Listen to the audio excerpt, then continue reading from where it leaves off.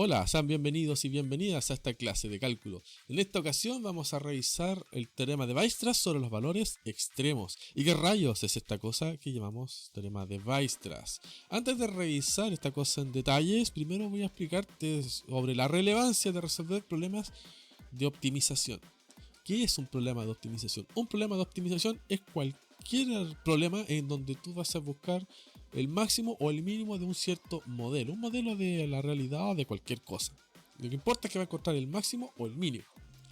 ¿Y por qué es relevante resolver este tipo de problemas? Sucede que un problema muy recurrente, ya sea en matemáticas y en aplicaciones prácticas, o a la hora de entender el universo y todo lo demás, son los problemas de optimización. Son muy recurrentes.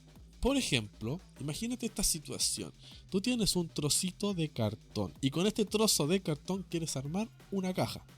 Entonces, para armar esta caja tú vas y le cortas un cuadradito en las esquinas para poder plegar los bordes y ahí armas tu caja.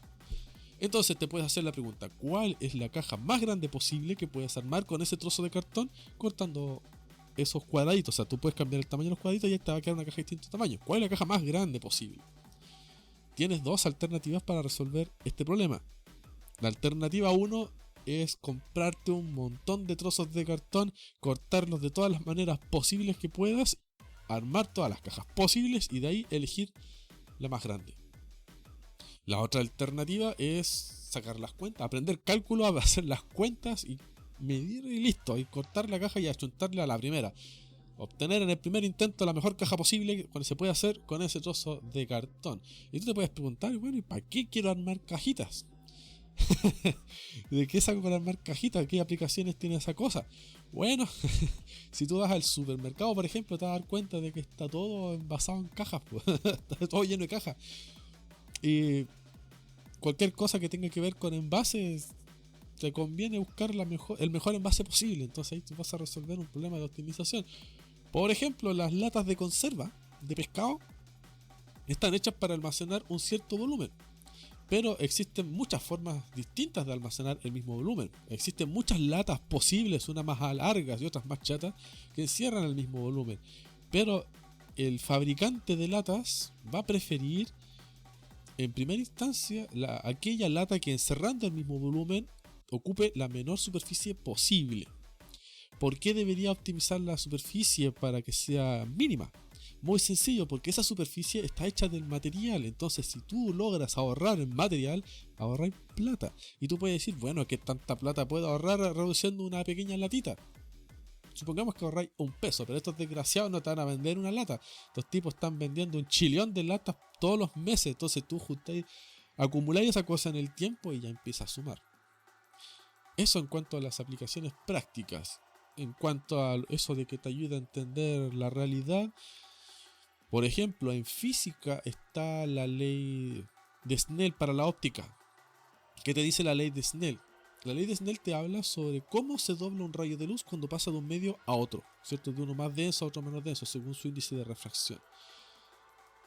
Resulta que el principio de Fermat te dice que un rayo de luz va a recorrer la trayectoria entre dos puntos y esa trayectoria va a ser tal que el tiempo de recorrido va a ser el mínimo. Resulta que la luz se mueve a distintas velocidades según el medio. Entonces, si tú quieres saber cómo se va a doblar un rayo de luz y va a recorrer la distancia, ¿cierto?, entre dos puntos, lo va a hacer por la trayectoria de tiempo mínimo. Esto significa que estás ante un problema de optimización. Y si tú resuelves ese problema de optimización, esta cosa te va a vomitar en la cara a la ley de Snell. Te va a decir, ahí está, listo. Y así. Es un resultado directo. Y en ese sentido, los problemas de optimización te ayudan a entender la naturaleza de las cosas. También hay cosas como el principio de mínima acción y un montón de cosas que se basan en problemas variacionales. Ahí está la relevancia de los problemas de optimización. Y aquí es donde entra el teorema de Weierstrass. ¿Qué gracia tiene esta cuestión del teorema de Weierstrass? El teorema de Weierstrass lo que hace es decirte lo siguiente: si se cumple esta condición, entonces este problema de optimización tiene solución. Claro, si tú te vas a enfrentar a un problema de optimización, dices, quiero optimizar tal valor, tal función, primero te preguntará si tal cosa es posible. Lo que hace el teorema de Weierstrass es decirte cuándo esa cosa es posible. Bueno, si se cumple esta condición, entonces se puede. Si no se cumple, entonces necesitas información extra. ¿Y cuál es ese resultado? El teorema de Weierstrass dice lo siguiente. Si tú tienes una función que es continua sobre un conjunto compacto, entonces el resultado de aplicar esa función sobre ese conjunto te va a dar otro conjunto compacto. ¿Qué diablos es un conjunto compacto? Cuando escuchas la palabra, el término conjunto compacto, tú tienes que pensar de inmediato en cerrado y acotado. Un conjunto compacto es cerrado y acotado. Nosotros ahora estamos trabajando en una variable real, así que un conjunto compacto vendría siendo un intervalo finito y que contiene sus bordes. Intervalo cerrado, ¿cierto? Ese va a ser nuestro conjunto compacto. Entonces, si tú metes todos los valores dentro de un intervalo compacto, dentro de una función, esta función te va a vomitar otro conjunto compacto. Y como es compacto, es cerrado y acotado. Y como es cerrado y acotado, este desgraciado tiene un máximo y tiene un mínimo. Por lo tanto, tu problema de optimización tiene segura la existencia de la solución de ese problema de optimización está asegurada. Ese es el teorema de Weierstrass. Ya es lo que vamos a revisar en detalle en esta clase. Vamos a demostrar el teorema de Weierstrass en detalle. Ahí le vamos a sacar radiografía a esta cosa. Y como siempre, todo lo que vamos a ver en esta clase está escrito en la página web. Tú vas abajo, en la descripción está el enlace. Ahí lo puedes revisar en detalle en caso de que mi letra se ponga un poco fea. Y si este video te ayuda a entender estas materias y eres feliz, ahí tú le dejarás un like, una compartida, una suscribida y todas esas cosas raríficas del YouTube.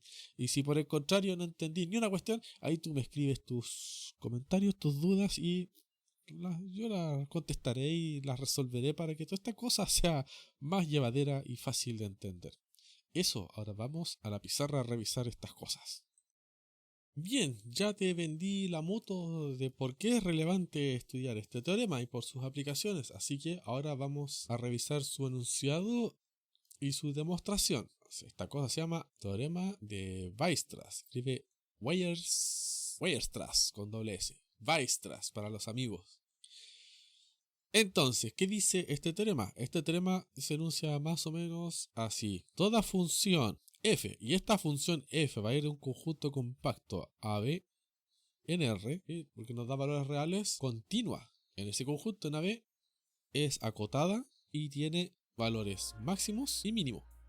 Entonces lo vamos a llamar M y M respectivamente. Tales que si X está contenido en A, B, entonces f de X está contenido en ese otro conjunto, en M, M. Entonces aquí te fijas, si a este f le meto un X dentro de esta cosa, o le meto todos los valores que están dentro de ese conjunto compacto, entonces el f de X va a ir a dar dentro de ese conjunto compacto. Y a borrar estas rayas que están ahí molestando. Ese es el teorema de Weierstrass. Y lo que vamos a hacer en esta clase es, vamos a hacer su demostración. Entonces vamos a colocar aquí, demostración. Bien, esta demostración la vamos a realizar en dos partes. Parte 1 consiste en demostrar lo siguiente. Vamos a probar que si f es continua en este conjunto A, B, entonces f es acotada. Ahora aquí puede ser acotada, pero eso no implica que tenga un máximo, porque puede estar dentro de un intervalo, pongámosle CD. Esta cosa es acotada, pero no tiene máximos ni mínimos, entonces hay que tener un poco de cuidado. Vamos a demostrar esto primero. Si la f es continua en este intervalo cerrado y acotado, entonces f es acotada. Y una vez demostrado esto, una vez hecho eso, parte 2, probaremos la existencia de máximos y mínimos. Probar la existencia de máximos y mínimos. Máximos y mínimos. Bien, veamos la primera parte. Parte 1. Entonces, para armar esta primera parte es, si f es continua, queremos llegar al hecho de que f es acotada. Entonces, lo primero que tenemos que hacer es reflexionar sobre qué significa que una función es continua. Entonces, voy a poner acá en verde, f es continua en el conjunto A, B, sí, solo sí. Vamos a poner esto como equivalente a decir que para todo x0 contenido en A, B debe cumplirse lo siguiente, que el límite cuando el x tiende a x0 de f de x tiene que ser igual a la función evaluada en el punto. Esto de acá es continuidad, pero como el x0 está dentro de este intervalo, estamos hablando de la continuidad dentro de este conjunto compacto. Ahora acá hay una cosa implícita, un detalle implícito que a más de algunos se le habrá saltado. ¿Cómo aseguro continuidad en el borde? Para tomar continuidad en el borde del intervalo se debe considerar la continuidad lateral, o sea, límite cuando el x tiende a la más f de x, esta cosa va a ser igual a un f de a. Y cuando queremos hablar en el punto B, límite cuando el x tiende a b menos f de x, esta cosa es igual a f de b. Estas son continuidades laterales. Es por eso y de esa manera es que está definido este razonamiento. Pero esta cosa lo vamos a dejar de forma implícita. Tenemos que la función es continua dentro de ese intervalo AB. Ahora vamos a expandir esta definición para sacar el resto de significado. Vamos a copiar esto para todo x0 contenido en a, b. Se va a cumplir lo siguiente. Esta cosa, esto de aquí, es un límite y por lo tanto tiene una definición. Para todo epsilon positivo existe un delta positivo para el cual se cumple lo siguiente: x menos x0 menor que delta, y esto tiene que ser positivo, ¿cierto? Así que mayor que 0. Esto de acá, necesito espacio. Esto de aquí implica que el valor absoluto de f de x menos f de x0 es menor que epsilon. Esta es la definición de límite. Lo que hemos hecho acá ha sido expresar este límite en términos de su definición formal. Lo voy a pintar de colores para que sea fácil de seguir. Esto de acá es exactamente lo mismo que decir esto. Y esto de acá arriba es continuidad. Ahora, ¿qué hacemos con esta expresión? Lo primero que vamos a notar es que esta cosa es válido para todo epsilon. Voy a pintar. Para todo epsilon. Así que, como es válido para cualquier epsilon, yo puedo considerar uno en particular. El que yo quiera, pues si es para todo y puedo elegir el que quiera. Siempre y cuando sea positivo. Entonces, voy a decir, sea epsilon igual a 1. Puedo elegir uno, sí, porque es para todo. Así que no hay problema. Si pongo ese epsilon igual a 1, entonces puedo eliminar este cuantificador y la expresión me va a quedar así. Para todo x0 contenido en a, b. A partir de esto se infiere que existe un delta mayor que 0 para el cual vale esta relación. 0 menor que x menos x0 menor que delta implica valor absoluto de f de x menos f de x0 menor que 1, porque aquí reemplacé el epsilon por 1. Repito, como esta cosa es para todo epsilon positivo, yo puedo elegir el epsilon positivo que yo quiera. Así que aquí yo fui y le metí ese epsilon positivo. Es positivo, así que cumple esta cuestión, por lo tanto vale esta cosa y no hay problema. Se puede inferir. Ya. ¿Qué hacemos ahora a partir de esta cosa? Aquí vamos a hilar un poco más fino. Voy a dibujar una recta. Imagina que esta es la recta de los números reales. Y sobre esta recta hay un intervalo cerrado y acotado. Con esos extremos, A y B. Ahora lo que voy a hacer es definir una partición sobre este intervalo. Aquí voy a colocar una 0, a este le voy a llamar A1, a este le llamo A2, a este le llamo A3 y así sucesivamente hasta llegar a un AN menos, hasta N, AN. 1, 2, 3, 4, 5, hasta AN. Ahora, la forma en que voy a definir esta partición va a ser de modo tal de que esta longitud, todos van a medir lo mismo. Esto va a ser equidistante. Esa longitud, llamémosla por ahora L, sea menor que delta. ¿Cómo aseguro que eso va a ocurrir así? Muy sencillo, voy a tomar esta longitud completa, o sea, B menos A, la voy a dividir en n partes, aquí tengo n particiones, y esta cosa tiene que ser menor que delta.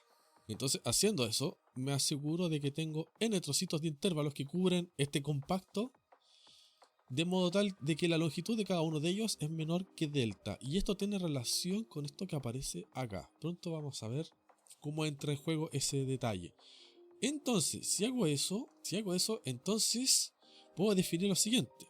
Puedo decir, sea este conjunto A sub k con A sub k más 1, con k contenido en el intervalo 0, estos son, no el intervalo, es un conjunto de números 0, 1, 2, 3 y así hasta n-1.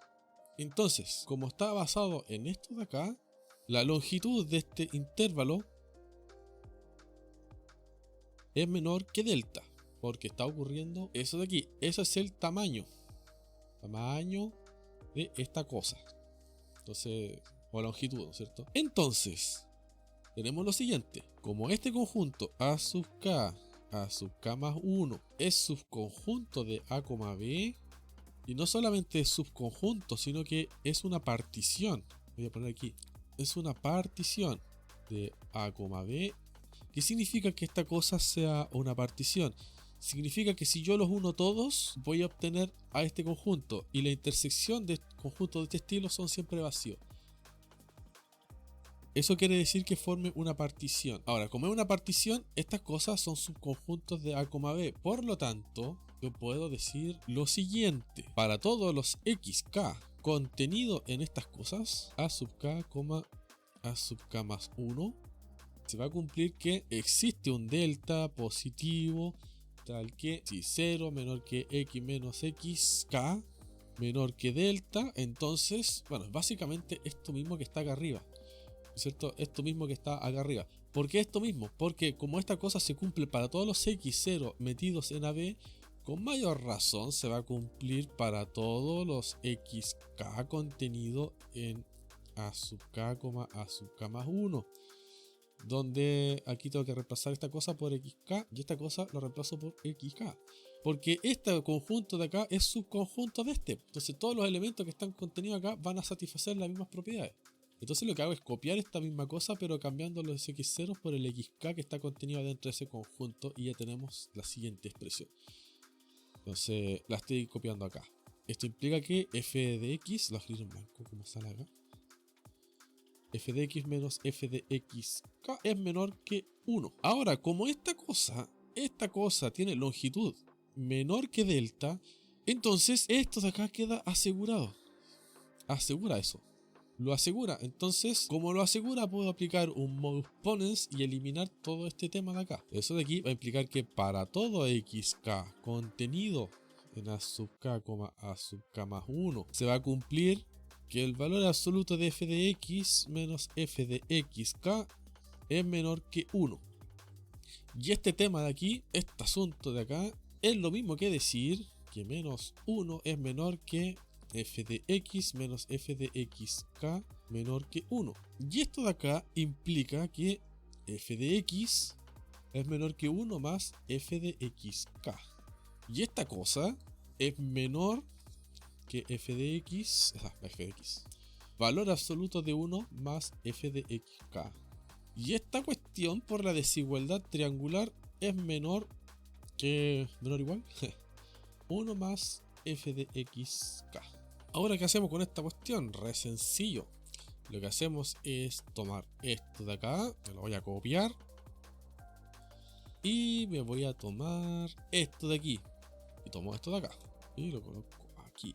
Y esta es la relación a la que llegamos con ese razonamiento. Si te fijas, esto implica esto, esto de acá implica esta relación, pero este número de aquí es menor que esto, y esto de aquí es menor o igual que esto de acá. Por lo tanto, este numerito de acá es menor que este número de acá, y es lo que puse aquí abajo. Llegamos a esta relación. Ahora, fíjate que esta cosa vale para cada uno de estos intervalos. Aquí puedo poner para todos los intervalos de esta forma, ¿no es cierto?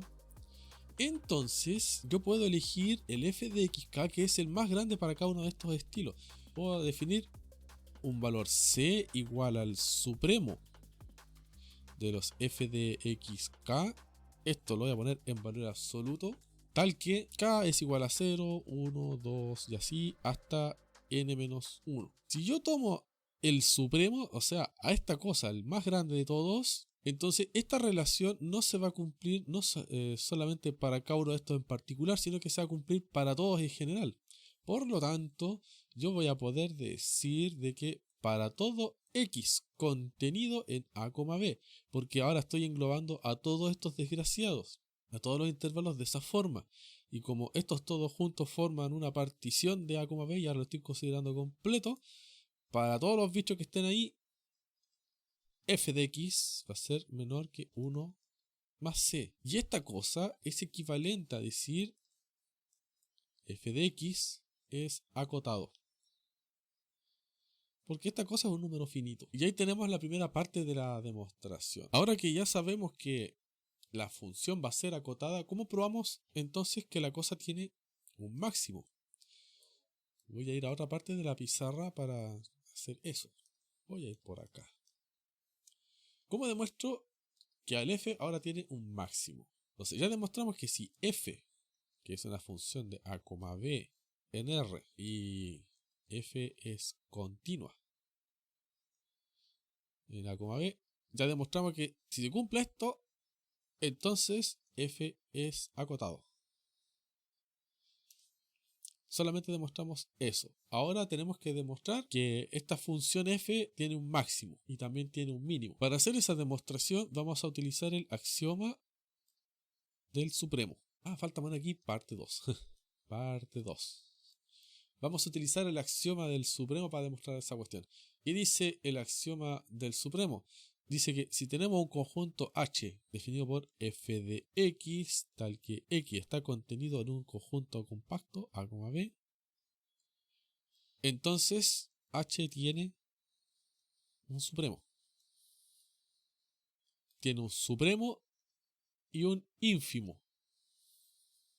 Ese es el axioma del supremo. El supremo lo vamos a llamar M y el ínfimo va a ser el M. Entonces, a partir de esto, nosotros vamos a demostrar de que en efecto este supremo y este ínfimo son justo los valores máximos y mínimos de esta función. ¿Y cómo hacemos eso? Esto lo vamos a hacer a través de reducción al absurdo. Entonces, vamos a decir lo siguiente. Supongamos que f de x nunca alcanza al supremo. Nunca alcanza el supremo, es decir, para todo x contenido en a, b, f de x es menor que m. Aquí no estamos contradiciendo nada, porque esta cosa nos está diciendo que el f de x es acotado para todo lo x dentro de AB, que es lo que demostramos antes. Pero aquí vamos a decir que no alcanza al supremo. O sea, el f de x siempre es menor que el supremo. Bien, ¿cómo razonamos a partir de esto? Lo primero que vamos a hacer es definir una función, sea g de x igual a 1 sobre m menos f de x. Entonces, como el f de x siempre es menor que el m, esta cosa de acá va a ser siempre positiva. Y como esto que está acá abajo es distinto de 0, g de x será continua en a, b. Y si g de x es continua en a, b, en este compacto, por lo que acabamos de demostrar antes, esta cosa es acotada. Entonces, esto de acá, por lo que demostramos recién por la parte 1, implica g de x es acotada. ¿Y qué significa que g de x es acotada? Si g de x es acotada, entonces existe un n tal que g de x es menor que el n. Porque acotada, ¿por cuál es el problema? ¿No es cierto? Y esta cosa, por la definición de g, es equivalente a decir que 1 sobre m menos f de x es menor que n. Y esta cosa, si hacemos álgebra, es equivalente a decir que 1 sobre n es menor que m menos f de x. Y esta cosa es equivalente a decir que f de x es igual a m menos 1 sobre n. Pero aquí va menor. ¿Y qué rayos significará esta cuestión? Te estarás preguntando. Si uno va un poquito más arriba, regresamos acá, que el g es mayor que 0, así que nosotros podemos colocar esto aquí, así. Por lo tanto, este n tiene que ser positivo. Y por lo tanto, esta cosa también es positivo. ¿Qué significa esta cosa que tenemos acá? Esto significa que el f es menor que el m, porque incluso es menor que el m menos 1 sobre n. Pero esta cosa contradice el hecho de que el m es el supremo de esta cosa. Esto implica m no es el supremo. Y esta cosa de que el m no es el supremo entra en contradicción con lo que habíamos asumido por... ¿Dónde está? Acá al inicio. Contradice el axioma del supremo y por lo tanto no puede ser cierto. ¿Qué es lo que no puede ser cierto? Esta relación de acá, que el f nunca alcance al supremo. Por lo tanto, debe existir algún x1 contenido en el intervalo a, b, tal que f de x1 sea igual a ese elemento, si no entraríamos en contradicción. Ahora, de forma análoga, se puede demostrar que existe un x2 contenido en a, b, tal que f de x2 sea igual al ínfimo. La demostración es exactamente la misma. Se sigue exactamente el mismo razonamiento, que es acotado. Uno utiliza el tema del ínfimo.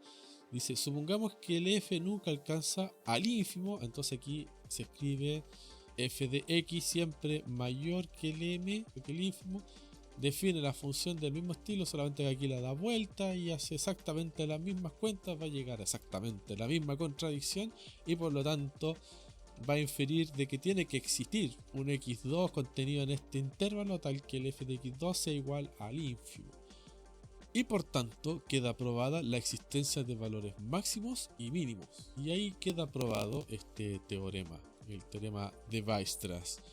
Ahora solo te falta aprender a cómo calcular esos valores máximos y mínimos, pero eso lo dejaremos para otro video. Quedaríamos hasta aquí por ahora. Adiós.